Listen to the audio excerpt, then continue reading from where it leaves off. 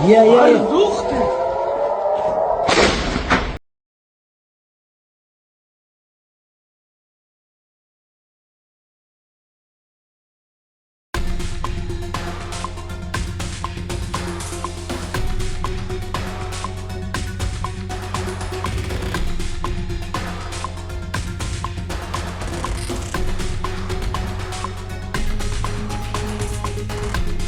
We can't normalize this!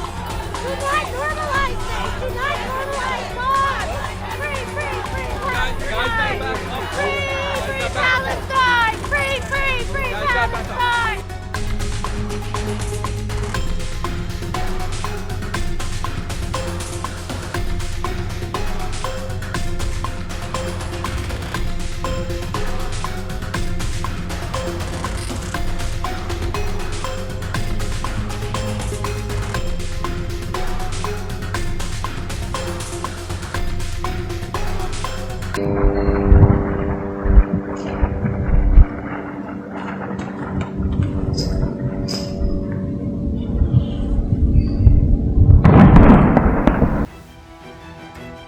Aksi keji serangan Israel ke Lebanon mengingatkan masyarakat internasional atas serangan ke Palestina. Penggunaan bom fosfor hingga serangan membabi buta yang memakan korban rakyat sipil kerap digunakan Israel dalam setiap agresi militer.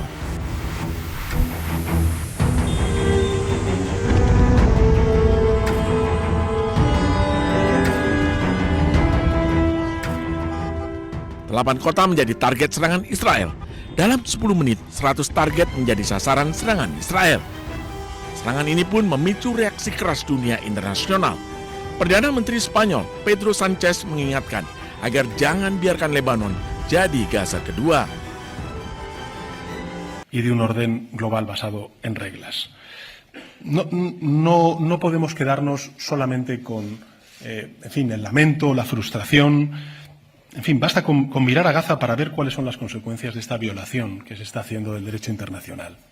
Por eso, desde Europa también debemos ser claros, porque hay muchos países de ese llamado sur global que están mirando a Europa y que lo que quieren es que no cometamos esto de los dobles estándares, de la doble vara de medir en función de cuál sea el caso, si afecta más o menos a Europa. No permitamos una nueva Gaza en el Líbano. Sementara Perdana Menteri Israel, Benjamin Netanyahu, tegaskan tidak akan berhenti menyerang Lebanon. לכם והם נלחמים היטב, המלחמה נמשכת, כולל בתוך רצועת הביטחון בלבנון שבאה איתי לפני שעה קלה. מה שאנחנו רואים זה שאנחנו סיכלנו את איום הפלישה מלבנון באמצעות רצועת הביטחון הזאת, מרחיקים את סכנת ירי הנ"ט. האויבים שלנו, איראן וציר הרשע, הם באו להשמיד אותנו, וכעת הם נלחמים פשוט על ההישרדות שלהם. Akibat serangan Israel, lebih dari 100 titik di Lebanon, ribuan orang tewas, tak hanya militer. Israel juga menyasar sipil, pasukan perdamaian, dan fasilitas medis.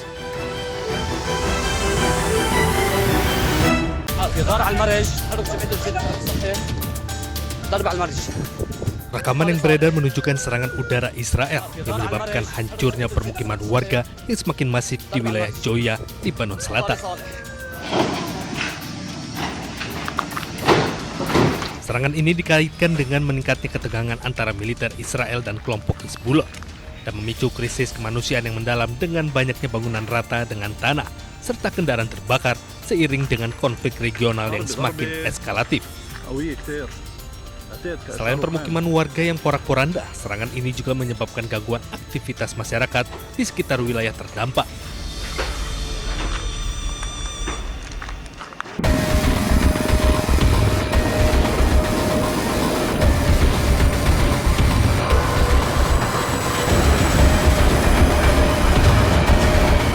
Pasca gagalnya proses perundingan gencatan senjata lanjutan dengan Iran, Amerika Serikat terus meningkatkan pergerakan militernya ke kawasan Timur Tengah.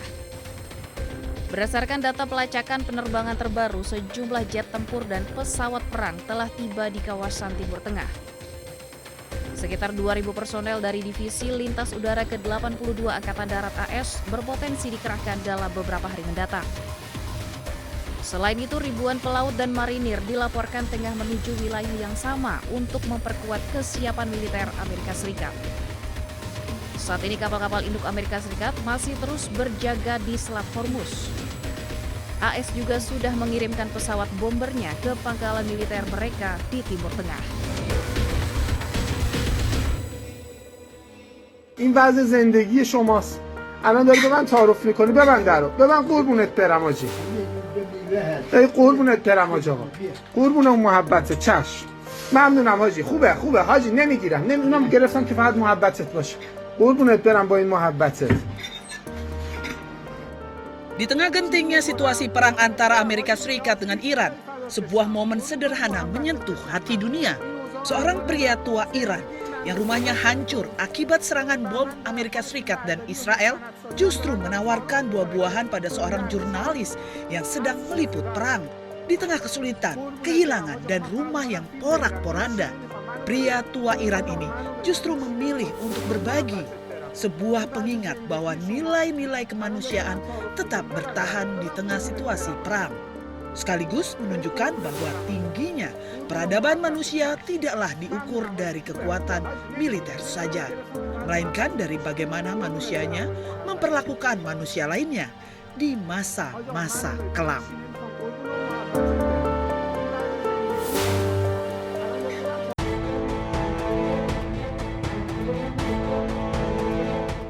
Kasus pengeroyokan yang melibatkan DBS bocah 16 tahun hingga kini masih terus bergulir. Pengeroyokan terjadi saat korban berusaha menolong Junara, salah satu karyawan orang tuanya serta melerainya. Namun anaknya dan Junara lah yang justru dijadikan tersangka. Hingga saat ini, sidang terhadap Junara masih terus bergulir dan rencananya sidang putusan akan digelar pada 30 April mendatang. Sementara korban sudah dilakukan pemanggilan pertama untuk pemeriksaan, namun tidak datang lantaran sedang mempersiapkan ujian sekolah. Atas kejadian yang menimpa karyawan dan sang anak, pihak keluarga sempat mendatangi perwakilan anggota DPR RI. Pihak keluarga berharap sebelum adanya putusan, pihak DPR RI dapat membantu mereka untuk mendapatkan keadilan. Datang ke sekolah datang sekolah 4 kali. Polisinya pun 4 orang, 5 orang setelah datang sekolah untuk menanyakan anak kita, alasannya untuk melengkapi berkas. Sebelumnya seorang bocah 16 tahun dilaporkan ke polisi atas kasus pengeroyokan. Dari rekaman kamera pengawas, sang bocah hanya melerai pengeroyokan yang terjadi pada salah satu karyawan toko milik orang tuanya.